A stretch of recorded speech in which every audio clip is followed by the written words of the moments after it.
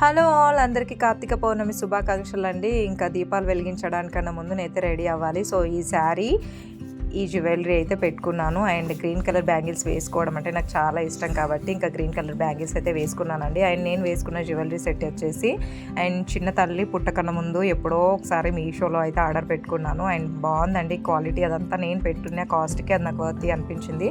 So అదొకటైతే వేసుకున్నాను jewellery set. And ఇంకా వీరు గారికి ఇవాళ మార్నింగే ఇంకా కార్తీక పౌర్ణమి కాబట్టి గుడుల దగ్గర చాలా క్రౌడ్ ఉంటుంది కాబట్టి ఇంకా బందోబస్తు అయితే వేశారు. ఇంకా శివాలయం దగ్గర అయితే వేశారండి. శివాలయం మాకు కొంచెం దగ్గరలోనే ఉంటుంది. నేను ఎవ్రీ ఇయర్ కూడా అక్కడికే వెళ్ళైతే దీపాలు వెలిగిస్తూ ఉంటాను. అండ్ క్రౌడ్ అయితే చాలా ఉంది. ఇంకా నన్ను తీసుకొని వెళ్ళాలన్నా మళ్ళీ వీరుగారే వచ్చి తీసుకొని వెళ్ళాలి. సో ఇంకా ఇంటి దగ్గరనే వెలిగించుకోమ్మా దీపాలు అని చెప్పేసరికి సరే ఇంకా తనని ఇబ్బంది పెట్టలేక అన్నీ అయితే రెడీ చేసుకున్నాను. కానీ నాకు ఎందుకో కొంచెం తను లేకుండా వెలిగించాలన్నట్టుగా అనిపించలేదండి. సో ఇంకా మళ్ళీ వీరుగారికి కాల్ చేసి ఒక 10 minutes అలా వచ్చి దీపాలు వెలిగించగానే వెళ్ళిపోదురు కానీ రండి అని చెప్పేసరికి ఒక 10 minutes అయితే వచ్చారండి. ఇంకా వీరుగారు రాగానే ఇద్దరం కలిసి దీపాలు అయితే వెలిగిస్తున్నాము. తులసి కోట అయితే నేను వాల్ పైన పెట్టుకునేదాన్ని అండి. ఇంకా కూర్చొని దీపాలు అది వెలిగించడానికి మంచిగా ఉంటుంది ప్లేస్ అని చెప్పేసి గోడపై నుంచి తీసేసి కింద పెట్టాను. అండ్ నేను గోడలన్నిటికీ కూడా మార్బుల్స్ వేయించుకున్నాను కాబట్టి మంచిగా చాక్ పీస్తోనే శంకుచక్ర నామాలు, కొంచెం డివోషనల్ ఫీల్ రావాలని చెప్పేసి చాక్ పీస్తో గోడల పైన అంతా గీసుకున్నాను. అండ్ చాలా పీస్గా అనిపించిందండి, ఏదో గుడిలో ఉన్నట్టుగా అనిపించింది నాకు అట్లా శంకుచక్ర నామాలు చూస్తూ పూజ చేస్తున్నప్పుడు. మేము ఇదివరకు ఉన్న మా అపార్ట్మెంట్లో వుడ్ వర్క్ అయితే కంప్లీట్గా చేయించుకున్నామండి. అక్కడ ఏంటంటే పూజ గదికి కూడా పైన వుడ్ వర్క్ అంతా ప్లెయిన్గా చేయించుకున్నాము. ఇంకా ఇట్లా ఏవైనా ఫెస్టివల్స్ అట్లా ఉన్నప్పుడు ఏం చేసేదాన్ని అంటే చాక్ పీస్తో ఆ వుడ్ వర్క్ పైన మంచిగా శంకుచక్ర నామాలు, మంచిగా తింపుడు ముగ్గులాగా వేసేదాన్ని, ఒక డివోషనల్ వైబ్ రావాలని చెప్పేసి. ఇంకా పూజలు అవన్నీ అయిపోయిన వెంటనే నెక్స్ట్ డే వాటన్నిటిని ఇంకా ఒక తడి బట్టతోని నీట్గా తుడిచేసుకునేదాన్ని. ఇట్లా ఫెస్టివల్ ముందు రోజున నేను ఏదో ఒకటి చేసుకుంటూ ఉంటాను. అండ్ నాకు అట్లా చేస్తేనే ఒక హ్యాపీనెస్ అండి. అండ్ ఇంకా అన్నీ అరేంజ్ చేసుకొని నా కోరిక మేరకు మా వారు కూడా వచ్చి ఇద్దరం కలిసి దీపాలు వెలిగించుకొని పూజ చేసుకున్నందుకు అండ్ ఇవాళ నాకైతే చాలా హ్యాపీగా ఉంది. ఒకవేళ వీరుగారు రాకపోతే కొంచెం డిసప్పాయింట్ అయిపోయేదాన్ని నేను. అండ్ ఫెస్టివల్స్ అంటేనే ఫ్యామిలీ అంతా కూర్చొని ఆనందంగా సెలబ్రేట్ చేసుకునేది.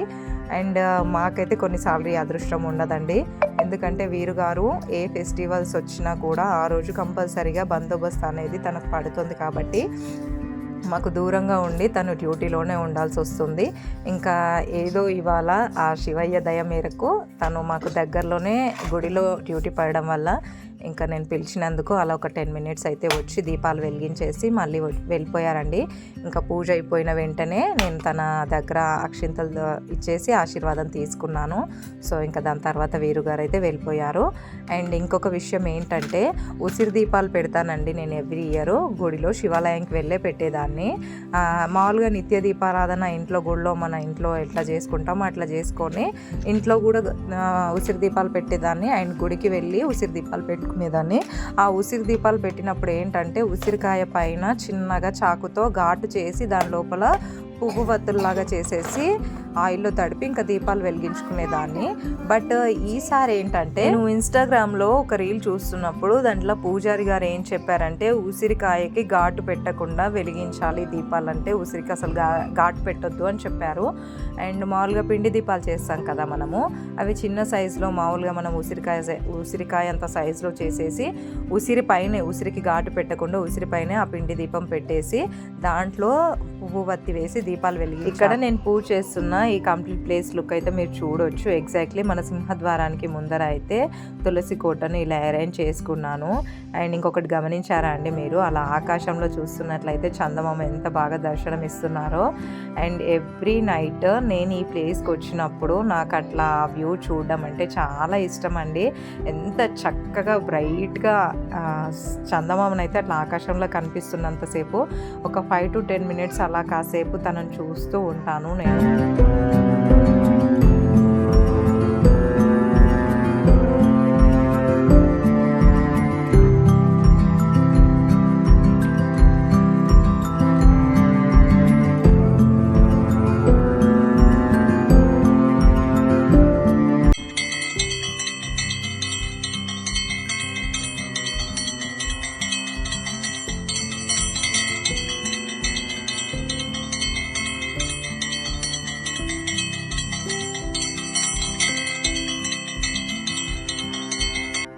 సాయంత్రం తులసి కోట దగ్గర మనం పూజ చేసుకోవాలి తల్లి అని నేను నిహాన్వి పాపకు చెప్పగానే తను ఈవినింగ్ అయితే నేను పాటలు పాడతానమ్మా అని చెప్పింది. మంచి మంచి శ్లోకాలు అయితే పాడుతుంది నిహాన్వి తల్లి. ఇంకా ఈసారి తను పాడుతుందేమో అని నేనైతే అనుకున్నాను.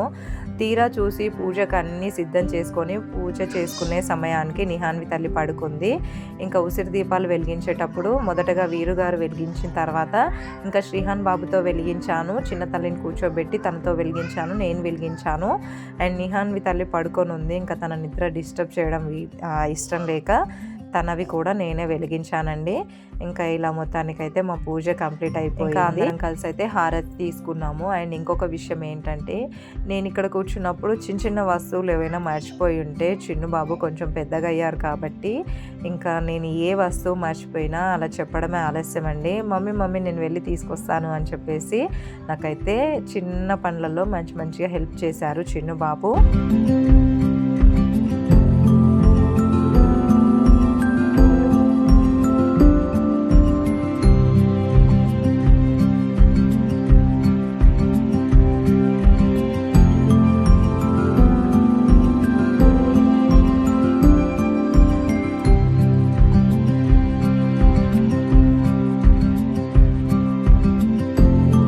మీలో ఎంతమంది గుడికి వెళ్ళి దీపాలు వెలిగించారన్నది కామెంట్ సెక్షన్లో నాతో షేర్ చేసుకోవడం అస్సలు మర్చిపోవద్దండి.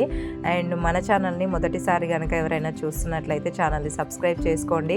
మన వీడియోస్ కనుక నచ్చినట్లయితే ఒక లైక్ చేయడం అస్సలు మర్చిపోవద్దండి. ఇంకా నేనైతే నా పూజని ఇలా చేసుకున్నాను. పూజ మొత్తం కంప్లీట్ అయిపోయిందండి. ఇంకా మా వారి దగ్గర ఆశీర్వాదం అయితే తీసుకుంటున్నాను. ఇప్పటికే 10 minutes అయిపోతుంది, లేట్ అయిపోతుంది. నేను త్వరగా వెళ్ళాలని చెప్పేసి హడావిడైతే పెడుతున్నారు. అండ్ ఇవాళ బ్లాగ్ ఇంతేనండి. నేనైతే మా ఇంట్లో ఫెస్టివల్ ఇలా సెలబ్రేట్ చేసుకున్నాను. నెక్స్ట్ వ్లాగ్తో మళ్ళీ కలుస్తాను. ఉంటానండి.